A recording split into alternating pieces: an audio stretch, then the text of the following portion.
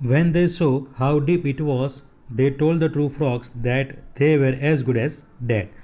કે જ્યારે તેમને when they so how deep it was, તેમને જોયું કે તે ખાડો કેટલો ઊંડો છે. સીનું ભૂતકાળનું સ્વરૂપ શું આપ્યું છે વિદ્યાર્થી મિત્રો અહીંયા? સો. દે ટોલ્ડ ધ ટ્રુ ફ્રોગ્સ, તે તે બધા દેડકાઓએ પેલા બે દેડકાઓને કીધું. ટેલનું ભૂતકાળનું સ્વરૂપ અહીંયા આપ્યું છે told. They told the two frogs that they were as good as dead. અને વેર એટલે ટુ બીનું ક્રિયાપદ અહીંયા બહુવચનની અંદર વપરાય. ધેની સાથે બહુવચન તરીકે ટુ બીનું ક્રિયાપદ વેર વપરાશે. They were as good as dead, તો તેઓ મૃત્યુ પામેલા સમાન જ છે. The two frogs ignore the comment and try to jump out of the pit with their all efforts.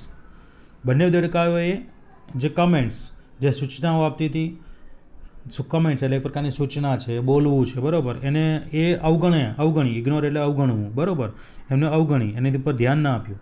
And try to jump out of the pit with their all efforts, અને બંનેઓ પોતાના સંપૂર્ણ પ્રયત્ન દ્વારા એ ખાડામાંથી બહાર આવવા માટેના પ્રયત્ન કર્યા, બરાબર. The other frogs kept telling, જ્યારે બીજા દેડકાઓ તેમને કહેતા રહ્યા, ધેમ નોટ ટુ ટ્રાય, તમે પ્રયત્ન કરશો નહીં. S they were as good as dead, કારણ કે તેઓ મૃત્યુ સમાન જ છે, બરાબર, મૃત્યુ સમાન જ હતા. Finally one of the frogs followed what the other frogs were saying and gave up. અને બંને દેડકામાંથી છેવટે એક દેડકાએ બીજા દેડકા જે કહેતા હતા કે પ્રયત્ન તમે ના કરો, ખાડામાંથી બહાર આવવાનો પ્રયત્ન તમે છોડી દો, હવે તમે મૃત્યુ પામેલા જ છો, તેવું સ્વીકારી અને પ્રયત્ન કરવાનું છોડી દીધું. Okay. He fell down and dyed, તે નીચે પડ્યો અને મૃત્યુ પામ્યો. એટલે બેમાંથી એક દેડકો બીજાની વાતમાં આવી પોતાના પ્રયત્ન છોડી દીધા અને છેવટે શું થયું? મૃત્યુ પામ્યો. જો આ પેરેગ્રાફની અંદર કયા અંડરલાઇન કરેલા શબ્દ છે? પહેલો અંડરલાઇન કરેલો શબ્દ છે ઇગ્નોર્ડ. ઇગ્નોર એટલે શું કરવું? ઇગ્નોર એટલે કોઈની અવગણના કરવી, બરાબર. તો ઇગ્નોરનું ભૂતકાળનું સ્વરૂપ ઇગ્નોર્ડ આપ્યું છે. કેપ ટેલિંગ, કીપનું ભૂતકાળનું સ્વરૂપ કેપ્ટ, અને ટેલિંગ એટલે આઈએનજી વાળું સ્વરૂપ છે, બરાબર. કેપ્ટ, કીપનું ભૂતકાળનું સ્વરૂપ કેપ્ટ થશે. વેર ટુ બીનું ક્રિયાપદ આપેલું છે. વેર સેઇંગ એ પણ શું છે? ટુ બીના ક્રિયાપદ વત્તા આઈએનજી વાળું સ્વરૂપ છે. ફોલોનું ભૂતકાળનું સ્વરૂપ આપ્યું છે અહીંયા ફોલોડ. ફેલ ડાઉનનું એટલે કે ફોલ ડાઉન, એનું ભૂતકાળનું સ્વરૂપ આપ્યું છે અહીંયા ફેલ ડાઉન, બરાબર. અને ડાયનું ભૂતકાળનું સ્વરૂપ આપ્યું છે અહીંયા ડાઇડ, બરાબર. ઓકે, ચલો ત્યારબાદ આગળ. The other frogs continue two jump as hard as is food. જ્યારે બીજો દેડકોએ પોતાના પ્રયત્ન ચાલુ રાખ્યા, એ પણ સખ્તાઈપૂર્વક, મીન્સ કે પોતાના ફૂલ જોશમાં એને પ્રયત્ન કર્યો કે એ ખાડામાંથી બહાર આવી જાય, બરાબર. Once again the group of frogs yelled at him to stop the pain and just died. ફરીથી બધા દેડકાઓ તેની ઉપર ચીસો પાડવા લાગ્યા, તેને બોલવા લાગ્યા, તેની પર બૂમ પાડી કે હવે તું પ્રયત્ન કરવાનું છોડી દે, તું પોતાને જે દર્દ આપે છે, દુઃખ આપે છે, એ આપવાનું બંધ કરી દે ને મૃત્યુ પામી જા. હી began jumping ever harder and finally made it out. તેને ફરીથી કૂદવાનું ચાલુ કર્યું અને છેવટે તે ખાડાની બહાર આવી ગયો. When he got out the other frog said, જ્યારે તે બહાર આવ્યો ત્યારે બીજા દેડકાઓએ તેને કહ્યું, did you not hear us, શું તું અમને સાંભળતો નહોતો? ધ ફ્રોગ્સ એક્સપ્લેન્ડ, અને ચારે એ દેડકાએ સમજાવ્યું એમને, બરાબર, એક્સપ્લેન કર્યું. To them he was deaf, એ તો બહેરો હતો. He thought they were encouraging him to jump out of the hole at all the time. એ તો એવું સમજતો હતો કે તે બધા દેડકા તો એને પ્રોત્સાહન આપી રહ્યા છે એ ખાડામાંથી બહાર આવવા માટે, બરાબર. વિદ્યાર્થી મિત્રો, જો અહીંયા અંડરલાઇન કરેલા શબ્દ કયા કયા છે એના ઉપર આપણે થોડુંક ધ્યાન આપીએ. કન્ટિન્યુ ભૂતકાળનું સ્વરૂપ થશે કન્ટિન્યુડ. યેલ એટલે ચીસ પાડવી, બૂમ પાડવી, એનું ભૂતકાળનું સ્વરૂપ અહીંયા યેલ્ડ આપ્યું છે, બરાબર. બિગિનનું ભૂતકાળનું સ્વરૂપ અહીંયા બિગેન આપ્યું છે, બરાબર. મેકનું ભૂતકાળનું સ્વરૂપ અહીંયા મેડ આપેલું છે. પછી ગેટ આઉટ, એનું ભૂતકાળનું સ્વરૂપ આપ્યું છે ગોટ આઉટ, બરાબર. ડીડ એ શું છે? ભૂતકાળનું સહાયકારક ક્રિયાપદ. જેમ કે વર્તમાન કાળમાં સહાયકારક ક્રિયાપદ તરીકે આપણે શેનો ઉપયોગ કરીએ છીએ? ડુ અથવા તો ડઝનો. પણ અહીંયા ભૂતકાળનું સ્વરૂપ છે માટે અહીંયા સહાયકારક ક્રિયાપદ તરીકે ડીડનો ઉપયોગ થશે, બરાબર. ધ ફ્રોગ એક્સપ્લેનનું ભૂતકાળનું સ્વરૂપ એક્સપ્લેન્ડ આપ્યું છે, બરાબર, ઈડી લાગેલું છે. વોઝ એ તો ટુ બીનું ક્રિયાપદ છે. થોટ, બરાબર, થોટ એટલે વિચાર, બરાબર. થિંકનું ભૂતકાળનું સ્વરૂપ અહીંયા આપ્યું છે થોટ.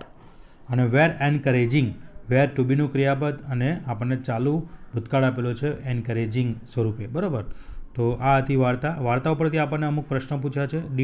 ડીડના ડીડનો ઉપયોગ કરીને. તો આપણે પણ જ્યારે પણ જવાબ આપીશું તો આપણે ખાસ કરીને ક્રિયાપદ ઉપર વધુ ધ્યાન આપવું પડશે. વિદ્યાર્થી મિત્રો, જ્યારે પણ આપણે ડીડનો ઉપયોગ કરીશું ત્યારે ક્રિયાપદનું મૂળરૂપ વપરાશે. ખાસ યાદ રાખજો કે જ્યારે પણ ડીડનો ઉપયોગ કરીએ ત્યારે ક્રિયાપદનું મૂળરૂપ વપરાય, અને જ્યારે વાક્યની અંદર આપણે ડીડ વાપરતા નથી અને આપણે કાળ ભૂતકાળનો વાપરવાનો છે તો આપણે ભૂતકાળનું સ્વરૂપ આપણે ટુ બીનું ક્રિયાપદ અથવા તો આપણે ભૂતકાળનું ક્રિયાપદ વાપરવું પડશે. ઓકે, તો જુઓ આપણને અહીંયા કયા કયા પ્રકારના પ્રશ્નો પૂછ્યા છે. શું લખ્યું છે? Use the underline words to answer the question in full sentence. Underline કરેલા શબ્દનો ઉપયોગ કરી અને આપણે સંપૂર્ણ વાક્યમાં આપણે એનો જવાબ આપવાનો છે. Answer that word in the answer. અને જ્યારે આપણે જવાબ આપીશું તેની ઉપર આપણે સર્કલ કરવાનું છે. જેમ પ્રશ્નની અંદર અંડરલાઇન કરેલી છે જે તે ક્રિયાપદની અંદર નીચે, એવી રીતે આપણે જ્યારે જવાબ આપીશું તે ક્રિયાપદને ભૂતકાળના સ્વરૂપને આપણે ગોળ રાઉન્ડ કરવાનું છે. જો કયા પ્રકારનો પ્રશ્ન છે? Did two frogs fell into the pit. શું બંને દેડકાઓ ખાડામાં પડી ગયા? તો કે yes, the two frogs fell into the pit.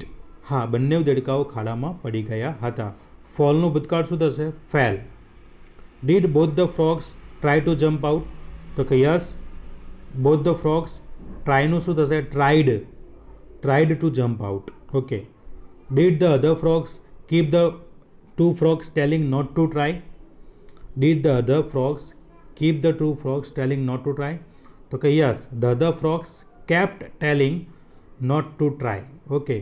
Did the second frog stop jumping? No, the second frog did not stop jumping. જ્યારે આપણે ડીડનો ઉપયોગ કરીશું તો ક્રિયાપદનો અહીંયા મૂળરૂપ તરીકે અહીંયા સ્ટોપનું સ્ટોપ જ રહેશે. Okay. Did the second frog listen to what other frog said. Did the second frog listen what other frog said? No, the second frog did not લિસનનું લિસન જ રહેશે. No, the second frog did not listen what other frogs said. Did the second frog explain that he was deaf? Did the second frog explain that he was deaf? તો કે yes, the second frog explained નું થશે explained that he was deaf.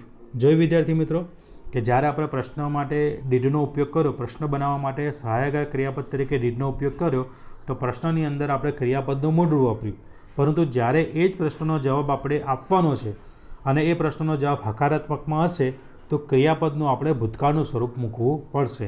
તો જો પહેલા વાક્યમાં fall હતું એનું ભૂતકાળનું સ્વરૂપ થશે ફેલ. બીજા વાક્યમાં ટ્રાય હતું એનું ભૂતકાળનું સ્વરૂપ થશે ટ્રાઈડ. ત્રીજા વાક્યમાં કીપ અપ હતું એનું ભૂતકાળનું સ્વરૂપ થશે કેપ્ટ. ચોથા વાક્યમાં સ્ટોપ હતું, પરંતુ આપણે અહીંયા જવાબ નકારાત્મકમાં છે અને આપણે ડીડનો ઉપયોગ કરીએ છીએ જવાબ આપતી વખતે, એટલા માટે સ્ટોપનું સ્ટોપ રાખ્યું. એના પછીનું વાક્ય જુઓ. લિસન એટલે પણ સાંભળવું, એનું ભૂતકાળનું સ્વરૂપ થશે લિસન્ટ. બરાબર, પરંતુ આપણે અહીંયા ડીડનો ઉપયોગ કરીશું એટલે લિસનનું આપણે લિસન જ રાખીશું. બરાબર. હવે અહીંયા જુઓ એક્સપ્લેનનું ભૂતકાળનું સ્વરૂપ શું થશે? એક્સપ્લેન્ડ. બરાબર. તો આ હતું આપણું સહાયક ક્રિયાપદ તરીકે ડીડનો ઉપયોગ કરી આ પ્રશ્નના વાક્યના જવાબ આપવાનું હતું. ઓકે. ત્યારબાદ જુઓ L2 શું કહે છે આપણને? L2, work in a pairs and complete this dialogue using was, wasn't, were, weren't. જો વિદ્યાર્થી મિત્રો એક વચન હશે તો આપણે was વાપરીશું, બહુવચન હશે તો were વાપરીશું. જો વાક્યનો જવાબ આપણે એક વચનમાં નકારાત્મકમાં આપવાનો હશે તો wasn't વાપરીશું, અને વાક્યનો જવાબ આપણને બહુવચનમાં નકારાત્મકમાં આપવાનો હશે તો weren't વાપરીશું. ઓકે. તો આપણે જાણીએ જ છે કે આઈની જોડે was વપરાશે, યુની જગ્યાએ were વપરાશે, he, she, it એની સાથે was વપરાશે અને તેની સાથે were વપરાશે. એટલે જ્યારે પણ આપણને કર્તા એક વચનમાં આપ્યો છે તો was વાપરીશું અને કર્તા બહુવચનમાં આપ્યા છે તો were વાપરીશું. ઓકે. જો પહેલું એક્ઝામ્પલ આપણને આપ્યું છે, where were you in the evening yesterday after school hours. તો જવાબમાં શું લખ્યું છે? I was at my cousin's home. જો આ પ્રશ્નની અંદર આપણે જોયું કે યુની જોડે ક્રિયાપદ તરીકે શું વાપર્યું? ટુ બીનું ક્રિયાપદ આવ્યું વેર, અને આઈની જોડે ટુ બીનું ક્રિયાપદ શું આવ્યું? વોઝ. તો એ જ પ્રમાણે આપણે ટુ બીના ક્રિયાપદ શેની સાથે આવશે, કયા કર્તા સાથે આવશે તે પ્રકારે આપણે અહીંયા મૂકવાના છે. એક વચન હશે તો વોઝ અને બહુવચન હશે તો વેર. જો પહેલો પ્રશ્ન, વેર were you at 9 in the morning yesterday. તો જવાબ શું કીધો છે? I was in bed